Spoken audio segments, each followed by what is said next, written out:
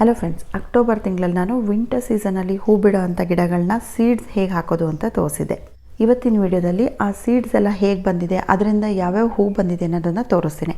Total ಆಗಿ 3 ತಿಂಗಳದ ಅಪ್ಡೇಟ್ನ ನಾನು ತೋರಿಸ್ತೀನಿ. ಸೀಡ್ಸ್ ಹಾಕಿದ ವಿಡಿಯೋನ ಅಕ್ಟೋಬರ್ 10ನೇ ತಾರೀಕು ನಾನು ಅಪ್ಲೋಡ್ ಮಾಡಿದೆ.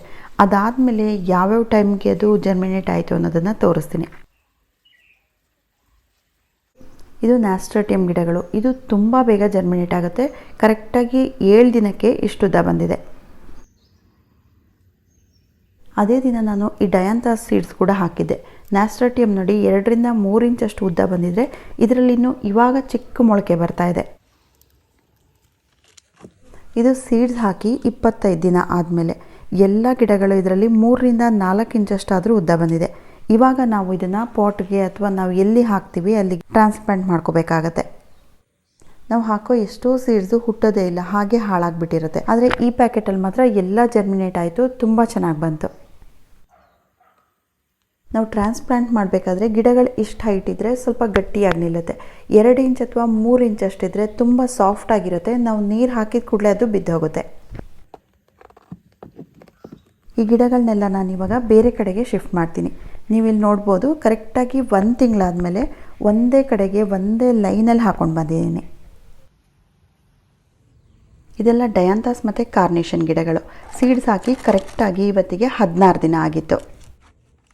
ಈ ಚಿಕ್ಕ ಸಸಿಗಳನ್ನ ಇವಾಗ ಬೇರೆ ಪಾಟಿಗೆ ಶಿಫ್ಟ್ ಮಾಡಬೇಕು. ಶಿಫ್ಟ್ ಮಾಡೋದಕ್ಕೆ ನಾನು ಈ ಪಾಟ್ಗಳಲ್ಲೆಲ್ಲ ಪಾಟ್ ಮಿಕ್ಸ್ ರೆಡಿ ಮಾಡ್ಕೊಂಡಿದ್ದೀನಿ. ಮಣ್ಣು ಯಾವ ರೀತಿ ತೊಗೊಂಡಿದ್ದೀನಿ ಅಂತ ಅಂದರೆ ಮರಳು, ಮಣ್ಣು ಮತ್ತು ಕಾಂಪೋಸ್ಟ್ ಈ 3 ಈಕ್ವಲ್ ಆಗಿ ಮಿಕ್ಸ್ ಮಾಡ್ಕೊಂಡಿದ್ದೀನಿ. ಸೀಡ್ಸ್ ಹಾಕಿದಾಗ ಕೋಕೋಪೀಟ್ ಜಾಸ್ತಿ ಹಾಕಿರ್ತೀವಿ. ಇದರಲ್ಲಿ ಬೇರುಗಳು ಕೋಕೋಪೀಟ್ಗೆ ಸುತ್ತಕೊಂಡಿರುತ್ತೆ. ಹಾಗಾಗಿ ಒಂದೊಂದೇ ಬಿಡಿಸಿ ತೆಗೆಯೋದು ತುಂಬ ಕಷ್ಟ ಆಗುತ್ತೆ. ಹಾಗಾಗಿ ಇಡೀ ಪಾಟನ್ನೇ ಮಗ್ಸ್ತಾ ಇದ್ದೀನಿ. ಆಮೇಲೆ ಅದನ್ನು ಬಿಡಿಸ್ಕೊಳ್ಳೋದಕ್ಕೆ ಈಸಿ ಆಗುತ್ತೆ. ಇವಾಗ ಇದರಿಂದ ಒಂದೊಂದೇ ಗಿಡನ ಸೆಪ್ರೇಟ್ ಮಾಡ್ತಾ ಇದ್ದೀನಿ. ಕೋಕೋಪೀಟ್ ತುಂಬ ಗಟ್ಟಿಯಾಗಿರಲ್ಲ, ಸಾಫ್ಟಾಗೇ ಇರೋದ್ರಿಂದ ನಾವು ಈಸಿಯಾಗಿ ಬಿಡಿಸ್ಕೋಬಹುದು.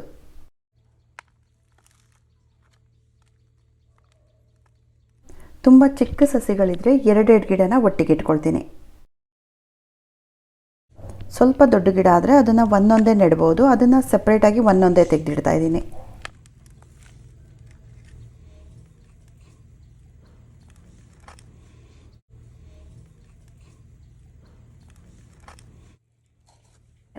ಈ ಡಯಾಂಥಸ್ ಗಿಡಗಳಿಗೆಲ್ಲ ತುಂಬ ದೊಡ್ಡ ಪಾಟ್ ಬೇಕಾಗಲ್ಲ.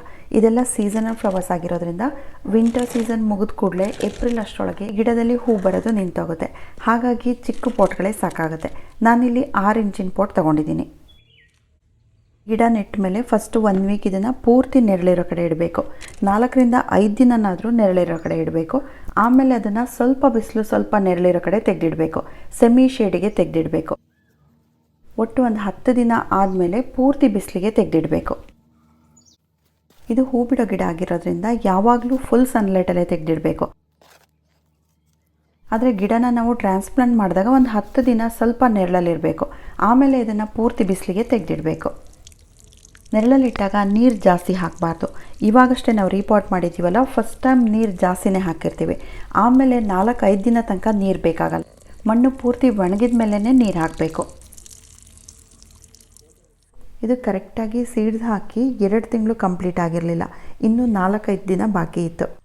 2 ತಿಂಗಳಷ್ಟರೊಳಗೆ ಈ ಗಿಡ ತುಂಬ ದೊಡ್ಡದಾಗಿ ಬೆಳೆಯುತ್ತೆ. ಆಮೇಲೆ 2 ತಿಂಗಳಿಂದ ಹೂ ಬಿಡೋಕ್ಕೆ ಶುರುವಾಗುತ್ತೆ. ಈ ನ್ಯಾಸ್ಟ್ರಟಮ್ ಗಿಡಗಳಲ್ಲಿ ಫಸ್ಟು ಗಿಡ ತುಂಬ ಚೆನ್ನಾಗಿ ಬೆಳೆಯುತ್ತೆ, ದೊಡ್ಡದಾಗಿ ಬೆಳೆಯುತ್ತೆ. ಆಮೇಲೆ ಅದರಿಂದ ಹೂ ಬರೋಕ್ಕೆ ಶುರುವಾಗುತ್ತೆ. ಇದರ ಎಲೆಗಳು ನೋಡೋಕ್ಕೆ ತುಂಬ ಚೆನ್ನಾಗಿರುತ್ತೆ. ಇದರಲ್ಲಿ 2 ರೀತಿದು ಮಿಕ್ಸ್ ಆಗಿದೆ. ಒಂದು ಪ್ಲೇನ್ ಗ್ರೀನ್ ಇದೆ, ಇನ್ನೊಂದರಲ್ಲಿ ವೇರಿಗೇಟೆಡ್ ಇದೆ. ಹೂ ಇಲ್ಲದೆ ಇದ್ದಾಗಲೂ ಇದರ ಎಲೆಗಳು ನೋಡೋಕ್ಕೆ ತುಂಬ ಚೆನ್ನಾಗಿರುತ್ತೆ. ಈ ಪ್ಲ್ಯಾಂಟ್ ಬರೀ ವಿಂಟರ್ ಸೀಸನ್ ಮಾತ್ರ ಅಲ್ಲ, ವರ್ಷದಲ್ಲಿ ಯಾವುದೇ ತಿಂಗಳಲ್ಲಿ ಇದನ್ನು ಸೀಡ್ಸಿಂದ ಬೆಳಿಬಹುದು.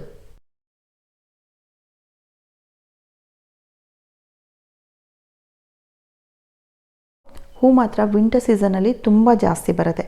ಬೇರೆ ಎಲ್ಲ ಟೈಮಲ್ಲೂ ಆಗಾಗ ಹೂ ಬರ್ತಾ ಇರುತ್ತೆ, ಸ್ವಲ್ಪ ಹೂ ಬರ್ತಾ ಇರುತ್ತೆ.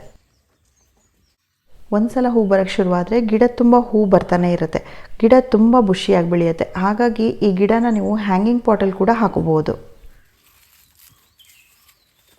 ಈ ಪ್ಲ್ಯಾಂಟ್ ಬಗ್ಗೆ ನನ್ನ ಚಾನಲ್ನಲ್ಲಿ ಒಂದು ವಿಡಿಯೋ ಮಾಡಿದ್ದೀನಿ. ಅದರಲ್ಲಿ ಇದ್ರ ಬಗ್ಗೆ ಪೂರ್ತಿ ಡೀಟೇಲ್ ಆಗಿ ಹೇಳಿದ್ದೀನಿ.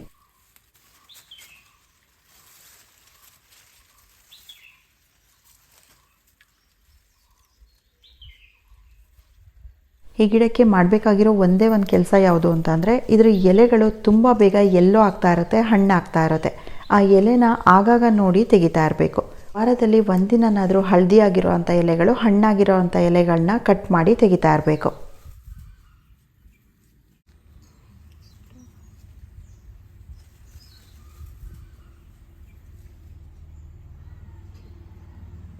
ಪಿಟೂನಿಯಾ, ಡಯಾಂಥಸ್ ಮತ್ತು ಕಾರ್ನೇಷನ್ ಗಿಡಗಳಲ್ಲಿ ತುಂಬ ಲೇಟಾಗಿ ಹೂ ಬರೋಕ್ಕೆ ಶುರುವಾಗಿದೆ. ಗಿಡಗಳೆಲ್ಲ ತುಂಬ ಚೆನ್ನಾಗಿ ಹೆಲ್ದಿಯಾಗಿ ಬಂದಿದೆ. ಇಲ್ಲಿ ನೀವು ನೋಡ್ಬೋದು, ಇದೆಲ್ಲ ಈ ಪಾಟಿಗೆ ಶಿಫ್ಟ್ ಮಾಡಿರೋ ಅಂಥ ಗಿಡಗಳು. ಇನ್ನೂ ಇದರಲ್ಲಿ ಹೂ ಬರಬೇಕಷ್ಟೆ.